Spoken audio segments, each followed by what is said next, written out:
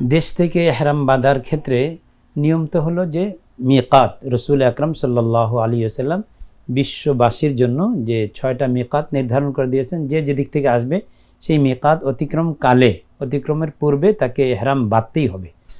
তো এই জন্য আমরা যারা বিমান যুগে হজে যাই, আমাদের মিকাত পরে আসলে কারনুল মানাজিল, আর যখন পানির জাহাজে যাওয়া হতো তখন ইয়ালামলাম পড়তো, জেদ্দার কাছে ইয়ালামলাম।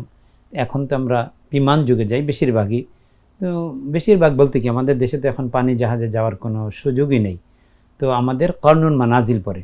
তো যখন কর্নুল মানাজিল এসে যায়, মিকাত এসে যায়, তার আধা ঘন্টা আগেই যে কোনো বিমান এয়ারলাইন্স, বাংলাদেশ হোক অথবা এসবি সৌদি এয়ারলাইন্স হোক, তারা বলে দেয় হাজিদেরকে যে আমরা কিছুক্ষণের মধ্যেই মিকাত অতিক্রম করতে যাচ্ছি, হাজি সাহেবানরা আপনারা যারা এহরাম বাঁধেননি তারা বেঁধে নিন।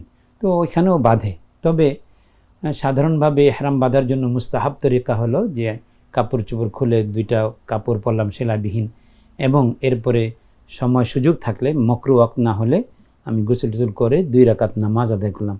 নামাজ আদায় করার পরে টুপিটা মাথা থেকে খুলে আমি নিয়ত করলাম, এহরামের নিয়ত করব আর তালবিয়া পড়ব, লাব্বাইক আল্লাহুম্মা লাব্বাইক লাব্বাইক লা শারীকা লাক লাব্বাইক ইন্নাল হামদা ওয়ান নি'মাতা লাকা ওয়াল মুলক লা শারীকা লাক।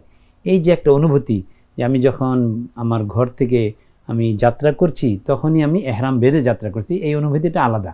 যদিও বিমানে আপনার এহরাম বাঁধা যায়, তো এটা হলো চূড়ান্ত সীমা।